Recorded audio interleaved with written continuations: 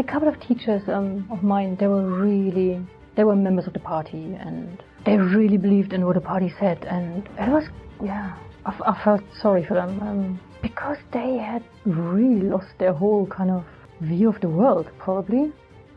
Welcome to Cold War Conversations. Massive Soviet military forces have invaded the small, non-aligned, sovereign nation of Afghanistan. 5, 4, 7, 1, 6, 6, 9, 8, 3. Poland's military leader, General Jaruzelski, urged the Polish people tonight not to demonstrate on Tuesday, the second anniversary of the founding of the banned trade union Solidarity. And I'm here to host this final program from the German Democratic Republic for you. Today's episode is different. The interviewer is not me, but one of our listeners who contacted me to help produce content for the podcast. This gave me the idea for a new area of the podcast called Cold War Contributions, where listeners can send in audio interviews for broadcast on the show. Email me at ian@coldwarpod.com if you are interested. If you'd like to support the podcast financially, then from the price of a cup of coffee a month, you can really make a difference. Click on the support the podcast menu option at coldwarconversations.com. Thank you so much to our latest patrons, Alexandru Marius Farao, Adrian Kantich and Mervyn Piesa. If you like what you're listening to, you can really help us by leaving reviews on iTunes, Stitcher, our Facebook page, or with your favourite podcast provider. This really helps raise our profile and get new guests on the show. James has been a fan of the show from the start, and in this episode he speaks with a work colleague who lived in East Germany. We give a warm welcome to James, our latest host on Cold War Conversations. So, welcome to the Cold War Conversation podcast, Janina. Thank you very much, James. So, you were born in 1973 in the east of Germany. Yes. Very close to the Polish border. That's right. And what was that like as a place to have an upbringing? It was lovely, to be honest. I had a very happy, quiet, quite boring, probably, childhood. And in terms of your parents, who do they work for? They worked for one of those typical agricultural companies, which were all over the place. And you remember you saying earlier that there was a company bus, and they used to take you on trips into Poland from quite an early age. Yeah, everything was sort of state sponsored, and that you got up to lots of no good doing that. That's right.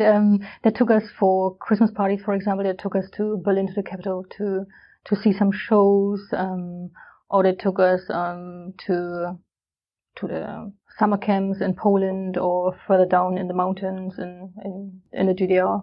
So yeah. And were these always sort of fun camps, leisure camps, or did you have to work on them? Well, there were work camps as well, but they were separate. They were more from school. Right. They were organized by school, but yeah, work camps as well. Sounds a bit scary, but we did work there a little bit. What sort of work did you do?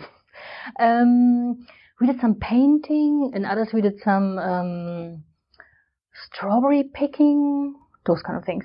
Didn't you say that you ran out of paintbrushes or paint or something? Yes, that was in Poland 1 year. We were supposed to be painting a lot of buildings or fences or something, I can't even remember. But we did run out of paintbrush, or didn't have enough for us, so only half the group could work in the morning, and then the other half had to work in the afternoon. The other group just slept or just looked into the sky or something. That's what teenagers do, apparently, regardless of the country in which they are. And these, I know that you mentioned before that you were quite musical, and that you had the chance to go on various music camps. And did they take place near home, or did you have to travel to go and do those? The music schools were separate from school, so people who were interested in learning an instrument or sing, as I did, they had to go to special music schools and were educated there. I went to music school twice a week for 3 hours a week for some classical singing and music theory at the time. Is that something you kept up afterwards? When I lived in Australia, I started again. I did it for a year or so, but it was just too hard to get done with school. And you can't sing that loud anymore if you don't have your own house. It's a bit embarrassing to sing in an apartment. Opera. Shame, I think that's fine. And at school, so you started off, presumably with your parents at work, you were looked after in the state-run nurseries. Do you remember any of those? Yeah, they're still there. They still look the same. Everyone was there. All my friends started, I don't know, at 6 months or something, because our mums went back to work quite early. And then we went first to nursery, then to kindergarten, and then all together to school. School. And when you go back now, I think you mentioned your parents still live there. Still there, yeah. Does it all look the same? How much has it changed?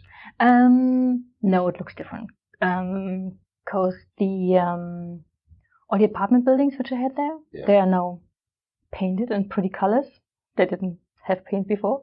Then they have all those fancy supermarkets now, the big ones, which are everywhere. They have nice doctors' buildings and a nice big sports hall and sports grounds, those kind of things now, yeah. So I guess the shopping experience from the GDR from the West End was something completely different. Yeah. It's probably easier to get all your things now in one go. Yes, okay. Well, I can imagine. So what age did you start school? 7. Quite late in Germany, you start very late. And before then you were at kindergarten and then you started at 7. Yeah. Okay, tell me about your school time, because you were at school up until you were 16 inside the GDR, and so you went very much through that system. What do you remember of that? I loved school. I loved to go to school. I had the same teachers. All of them lived in the village. Everyone knew everybody, which was not always great, because the teachers always could grab your parents and just tell them what you did in school. But it was nice. I liked most of the subjects, not science so much, but we all became, pioneers and members of the Freideutsche Jugend, Free German Youth. Yeah. It's a bit funny name, because it wasn't that free. Why wasn't it free? Well, we were in the GDR. We were not really free. And you were obligated to do certain things. You had to, yeah. There were people who didn't become members of the pioneers in the Freideutsche Jugend, but they were mostly very, very, very religious. Yeah. Otherwise, you really wouldn't probably. And was it allowed for them not to be part of that if they were religious? Was that accepted? It was sort of accepted, but then they were not allowed to take part in certain activities with it together. They were allowed, but. So there's a quid pro quo. If you joined, you could enable you to do something. What sort of things, being a member, could you do that you couldn't have done if you weren't a member?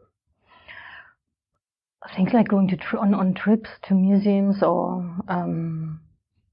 just visit a company, or going to a gallery, or those kind of things. I mean, I think our school was pretty relaxed about things, and I only knew really one person in the school who wasn't a member of the pioneers, but it was a bit more relaxed probably than in other parts.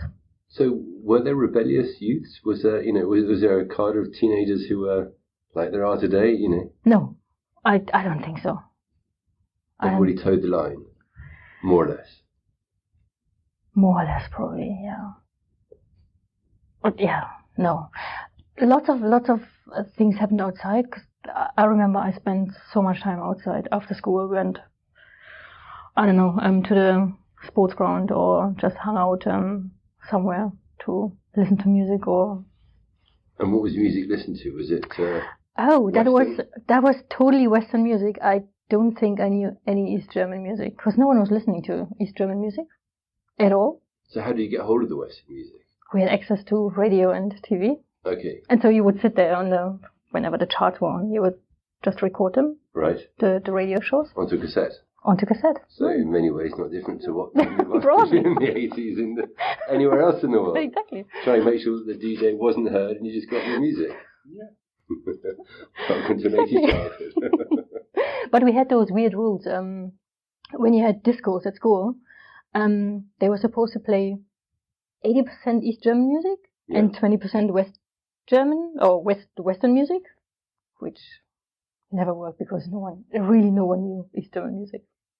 And no one cared and no one wanted it. So. Did everybody sit out on the sides when they were playing East German? It did not happen. There was a rule, but it did not really happen in reality, no. So were there rules that were there around you at school? Did you work out quite quickly what you had to follow and what you could avoid?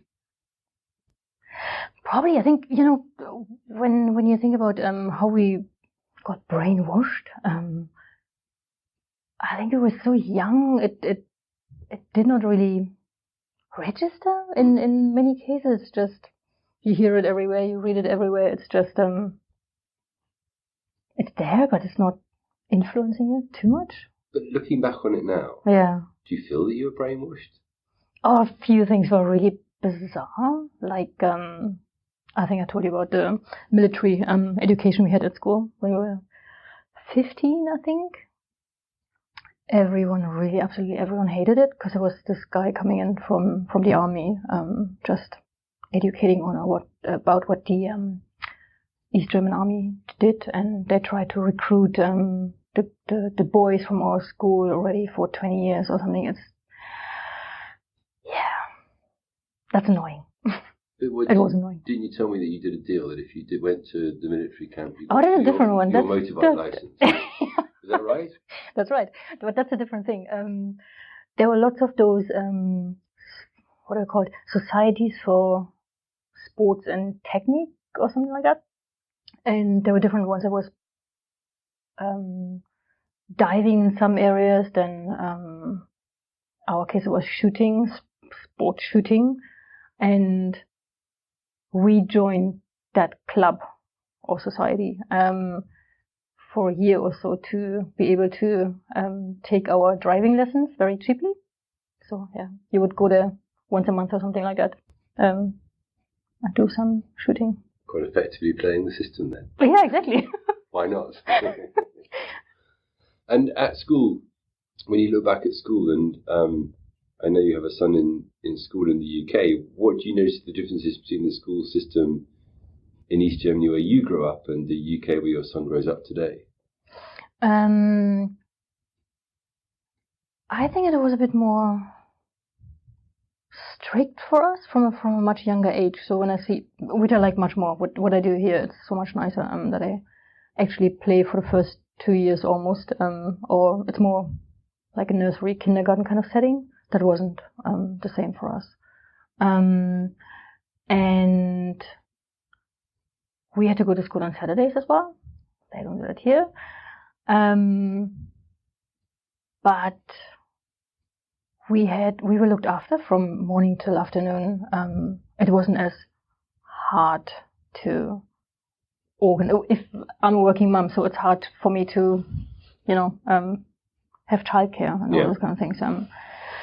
I think that was much, much easier, purposely done in a GDR for women. There was just a system to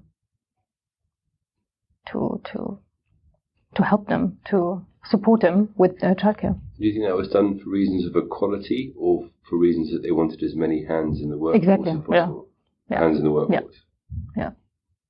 And I read a lot about people growing up in GDR about the collectivism. So that you would go out and you'd collect things, you'd collect recycling, you'd do the milk deliveries, etc., etc. Did you do that? Oh, yeah. And did you feel you had to do that? Or did you want to do that? Or did you not even think about it? It was just part of normal day life? No, we had to do that. But that was fun. On a Saturday morning, I'm just going through a village and knocking on people's door and ask for their recycling. And old people were very, very thankful for us to pick it up. And then we took it to the recycling depot and got money for it. And a lot of times it went towards some, trips, but sometimes it also went to some places like Africa, which we wanted to support. So you didn't keep the money? No. We collected the money and went into a big pot, yeah. Okay. And in the Western world today, there's the broad theory that the harder you work and the cleverer you work, the more you can earn. Did that exist as a sort of concept in GDR? I don't think so, no. I don't think so. Well, I haven't worked there really, but I couldn't really comment much on it. But no, I don't think so. Okay, interesting. And so you went through school, you were members of the Pioneers and so on and so forth. And in your spare time, you said you spent a lot of it outside, watching Western TV? Yeah, of course. And you never were aware of the state and the state apparatus. For you, it seems like quite a normal childhood. When I watch things like Deutschland 83 and Deutschland 86, you wouldn't have known certain things that I tried very hard to raise money by shipping weapons to weird countries and those kind of things. And I never felt that there was nothing to eat, for example, in the shops. Maybe it was different to other places because we lived in a village, so everyone had gardens and you could live off your own land. But I never noticed those kind of things at all. And when you look back now, again as an adult, back to that time, and your parents, my guess is it was your parents that found it harder to adjust. Definitely. I really post-GDR world than you did. Totally. They were in their early 40s, and they didn't know anything else. They had to start completely over when the wall came down. Lots of people got made redundant, and the companies just disappeared. The whole jobs, kind of like the types of jobs they did, disappeared. So, and then they had to do this weird educational programs, which were not really useful, I'd say. When the wall came down, designed to integrate you into but they were wrong. That was, I don't know if that really helped. For me, it was totally different because I've never had to work in the East. I never had to work really in the East German world. For me, it was actually good. I think I'm still really happy that it happened like it happened. And did you feel that then the experiences that you had when you were growing up after 16, after 1989, that you couldn't share with your parents because they wouldn't understand? No, I think they were probably glad that it was so easy for us, that we didn't have to suffer as much as they had to suddenly. And they had to, there were lots of discussions on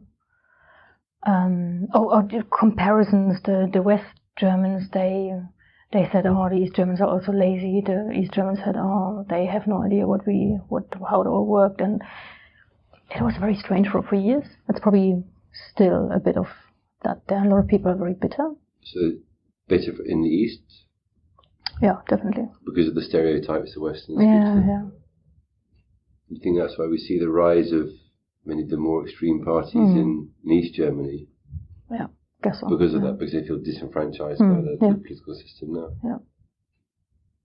And in terms of your parents, did they stay at work throughout the transition? Did they? No, they lost their jobs. Lots of people in the village actually lost their jobs. I think that's what people find so interesting, is that one day a system and a state existed, a way of life existed, and that way of life dissolved literally within the space of 12 months, and it was gone. I think people find that really interesting because it's hard to imagine that happening here and now, where everything seems so pervasive and you can't imagine it disappearing. It just wouldn't do. Well, the buildings are actually, a lot of the buildings are still there, and they're just falling apart now. And sometimes I drive past and it's strange because it was a beautiful, we had all those Christmas parties there. We had there were lots of concerts in the gardens, and seeing it like this is pretty sad. So is your school still there? My school is still there, but that's still in operation, and the kindergarten is still there. Everything is still there. It's not what it's called anymore, but it doesn't have a name anymore. But it's still there as it was. And how do you feel when you go back now? I don't know. It's just not not the life it used to be. It's almost a little bit like I'm visiting something completely different. Completely different, yeah. Do you find yourself looking for bits of the old town that you knew? Bits that haven't changed? Not really. A lot of things haven't changed in the village. It's a village after all. But no, not. I still walk all those old, where we had to go on school runs. I still walk those. When I go for a walk with my parents, we still walk those paths and say, oh my God, it was so much bigger when I grew up. It felt so much bigger. It felt so much farther, whatever the word is. But yeah, no, I'm not looking for old buildings or something which are not there anymore. No. So when the wall came down, were you at school? How did you find out? What was that actual day like? Do you remember it, or was it a day like any other? It was a Thursday night. I came home with my dad from some sort of village meeting where people discussing what was happening. And my mum said the wall had come down, and we didn't quite believe it because it was not very realistic. But it did, and the next day in school, a lot of people were just not there. I had to go to school, unfortunately. My parents didn't let me go off, and then I had to go to school as well on a Saturday, and there was really barely anyone there. And from that point on, was it very different? Or did normality return briefly before it started to change and dissolve? I think the first days or weeks they were different because people kind of try to get to the west just in case it all closes down again. But from then on, it was still taking a year or so to unification. And before that, it was not like a massive shock because in the summer of '89, so many people had already left the country via Hungary, and it was quite clear that something was happening, that it couldn't go on like that. The border was becoming a lot more porous, wasn't it? And people were sort of moving around, and so it was inevitably happening there. And when did you first go from east to west? On the next week, almost a week after. What do you remember of that? Not much actually, and I wasn't that impressed because we just ended up in a weird part of Berlin, and there were no fancy shopping centers. We found them much later. I've still been finding them. It was cool, but we watched all those West German TV shows, so we knew what Berlin looked like, West Berlin looked like. So you just saw it in real life now. Kudam. And then did you spend your welcome money? How did you spend that? How did you waste that? I didn't waste it. It was the best investment. I bought a cassette player and Rod Stewart's Best Of. The question is, do you still have either? I do, actually. Really? Yes, I still love Rod Stewart. So that's thank goodness to the West German government for supporting the economy and having a piece of machinery still. I think not many people actually know about that there was this kind of greeting money. Who gave that to you? Where did you get that from? Well, there was sort of a rule. People in East Germany could, like retired people of East Germany could go to the West, like my grandma could go, and they would get 100 Deutschmarks per year. And could spend it. And then suddenly, when the wall came down, that rule applied to everyone. Yeah. So we were really queuing in front of banks who paid you 100 Deutschmarks. Deutschmarks come over. Very nice system. Yeah. In terms of, you said you were a bit underwhelmed by the West. Just the first day, yeah. But then you went back to study at Humboldt. University in Berlin. Yeah. I worked there. And you mentioned to me that there was a culling of the professors. Yeah, but it was because I worked at the education faculty, and that was probably ideologically probably not desired anymore. The sort of ideology they were teaching future teachers.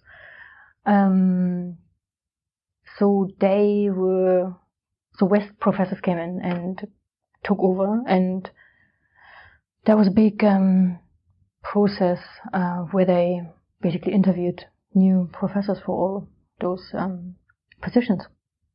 What happened to all these German professors? Not many.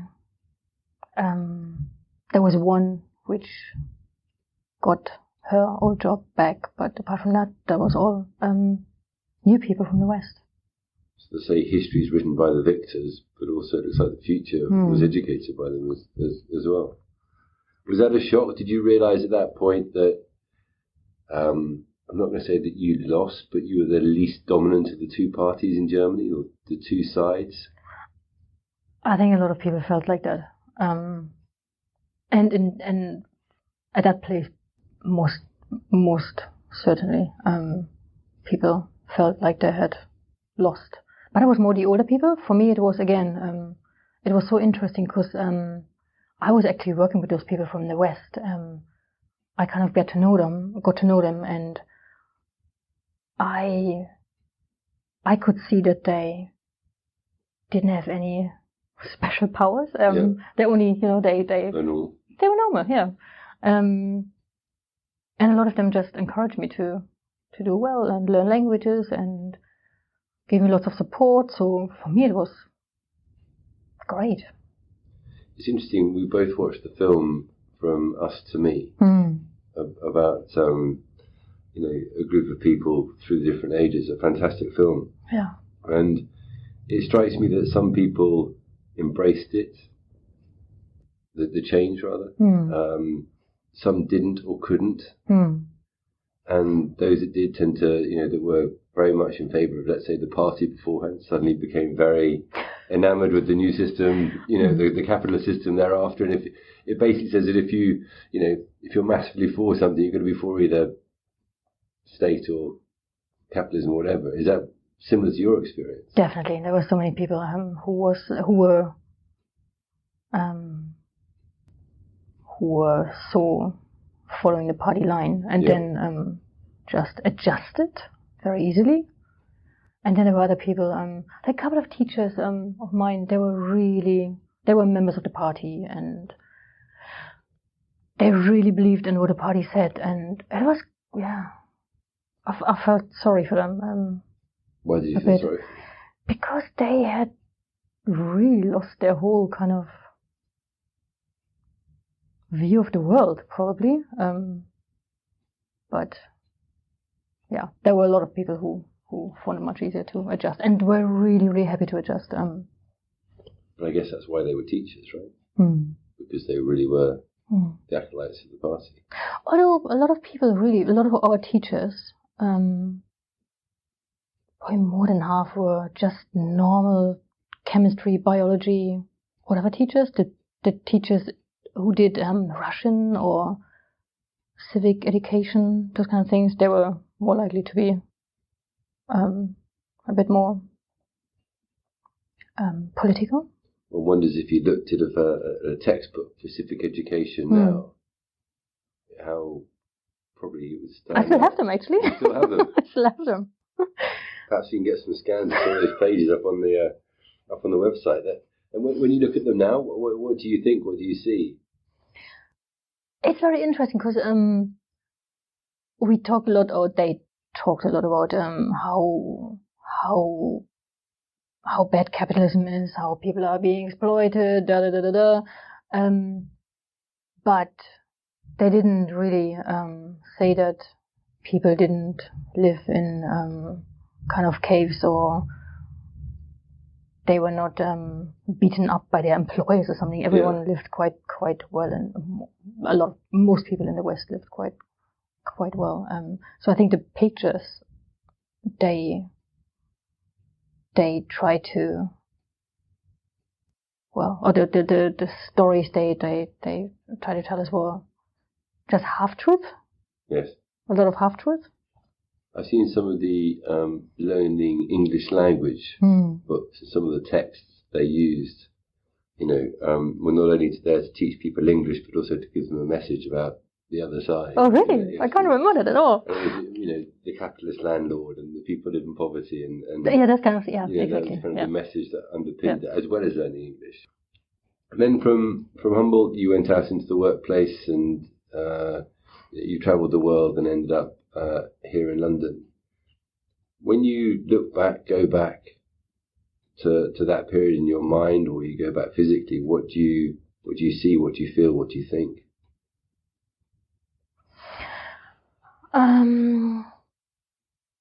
Well, I had a nice childhood. I really had a happy childhood. I was just not touched by all this.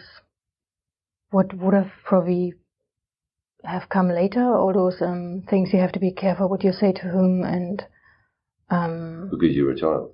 Yeah, I just wasn't that.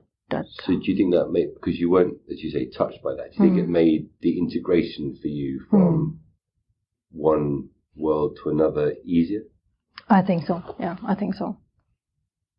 And when you go back now, do you bump into any of those teachers? Oh yeah, definitely in the supermarket, or I don't know, church sometimes.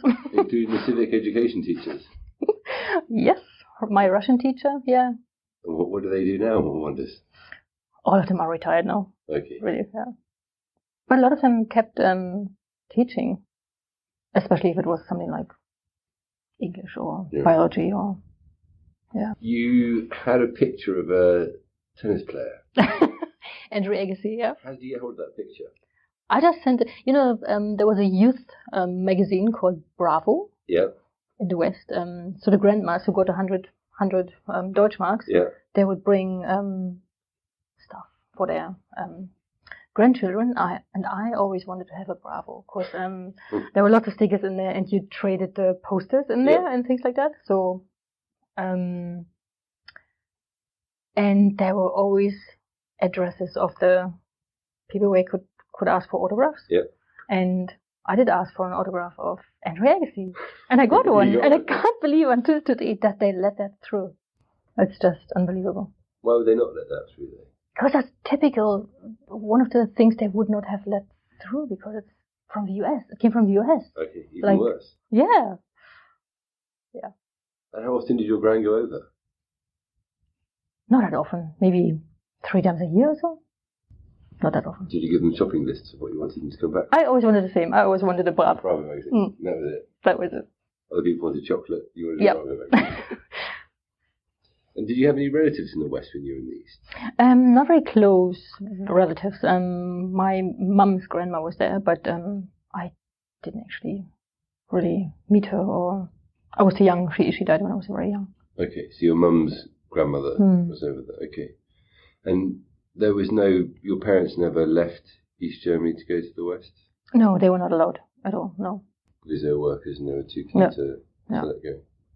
Did your parents talk about how Germany came to be divided, or? Not really. No. Would they talk about it now? Or they were always brought up, I guess, when were they born? Late 40s? 1950, yeah. Okay, so they was already all the way East Germany, yeah. Okay. And when did they first go to the West? When did your parents first go to the West? On the Saturday. So I had to go to school. They went. And I had to go to school. Which I was really annoyed about. Were the only one in school? Almost, yeah. And your parents, what did they think when they went over? Oh, for them it was all interesting, right? Because they'd never seen it. And then they came back. When they came back, right? Yeah. They weren't tempted to stay in the West? Or was that really not an option?